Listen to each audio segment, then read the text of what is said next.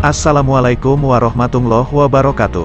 Sahabat beriman, pada akhir zaman kelak, satu riwayat hadits mengisahkan ada seorang mukmin yang dengan berani menghadapi sosok Dajjal dan bala tentaranya. Kisah ini diceritakan langsung oleh Rasulullah SAW dalam hadisnya. Hadits tersebut diriwayatkan oleh Imam Muslim yang kemudian dikisahkan dari Abu Sa'id Al-Khudri radhiyallahu anhu. Abu Sa'id mengutip cerita Rasulullah SAW yang dinukil dari Imam Abu Husain Muslim bin Hajjaj Al-Qusyairi An-Naisaburi, dengan penerjemah Abu Ahsan bin Usman dalam kitab Fitnah, seri Mukhtasar Sahih Muslim. Dikisahkan, saat Dajjal muncul pada akhir zaman kelak, ada seorang mukmin yang berniat datang menemui Dajjal. Seorang mukmin ini padahal berasal dari Madinah, tempat yang tidak akan bisa didatangi oleh Dajjal dan tempat yang dilindungi para malaikat.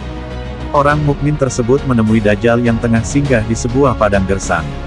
Padang gersang tersebut terletak di dekat Madinah. Namun, pemuda itu kemudian dihadang oleh para bala tentara Dajjal. Mereka berkata, "Mau kemana kamu hai laki-laki mukmin?" Orang mukmin itu menjawab, "Saya ingin bertemu dengan Dajjal yang telah muncul ke dunia ini."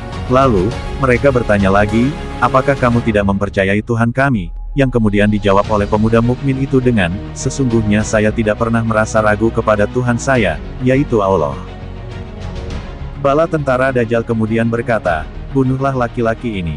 Namun, sebagian dari mereka berkata pada sebagian yang lain, "Bukankah Tuhan kalian, Dajjal telah melarang kalian untuk membunuh seseorang tanpa kehadiran dia di sini?"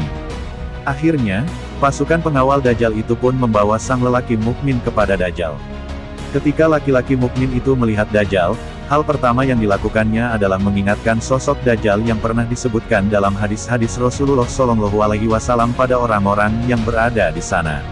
Ia berkata, "Hai sekalian manusia, sesungguhnya ini adalah Dajjal yang pernah diceritakan Rasulullah SAW kepada kalian." Lalu, Dajjal akhirnya memerintahkan anak buahnya untuk membelenggu laki-laki itu. Setelah dibelenggu, Dajjal mulai berkata, "Hai anak buahku, siksalah laki-laki itu dan belahlah tubuhnya." Setelah disiksa sedemikian rupa sesuai dengan perintah Dajjal, Dajjal kembali bertanya pada laki-laki mukmin tersebut. Dajjal berkata, "Apakah kamu masih tidak mempercayaiku?" Tanpa ragu, pemuda mukmin itu menjawab, "Saya semakin yakin bahwasanya kamu adalah Dajjal si pembohong besar." Setelah mendengar itu, Dajjal semakin marah dan memerintahkan anak buahnya untuk kembali menyiksa orang mukmin tersebut. Siksaannya lebih kejam dari yang ia perintahkan sebelumnya. Lagi-lagi, Dajjal bertanya, "Apakah kamu akan mempercayaiku sebagai Tuhan?" Kemudian, dijawab lagi pertanyaan Dajjal itu oleh orang mukmin tersebut, "Saya semakin yakin bahwasanya kamu ini adalah Dajjal sang pendusta."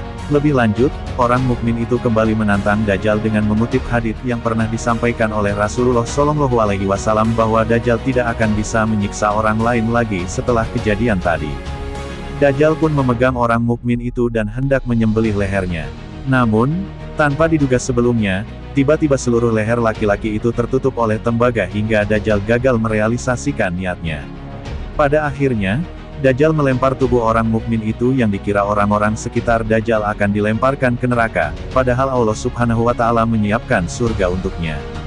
Rasulullah SAW kemudian menutup kisah dalam hadits di atas dengan sabdanya, "Itulah orang yang paling agung kesaksiannya di sisi Allah, Tuhan semesta alam." Hadis riwayat Muslim. Mengutip tim Gema Insani dalam buku Ensiklopedia Kiamat, sejatinya, hadits di atas menunjukkan bahwa senjata paling utama dalam menghadapi segala bentuk fitnah Dajjal pada akhir zaman kelak adalah penguasaan ilmu agama diiringi dengan iman yang kuat. Terbukti, pemuda dalam hadits tersebut adalah seorang penuntut ilmu agama, karena sudah pernah mempelajari hadits mengenai peristiwa. Demikianlah video ini, semoga bermanfaat. Assalamualaikum warahmatullahi wabarakatuh.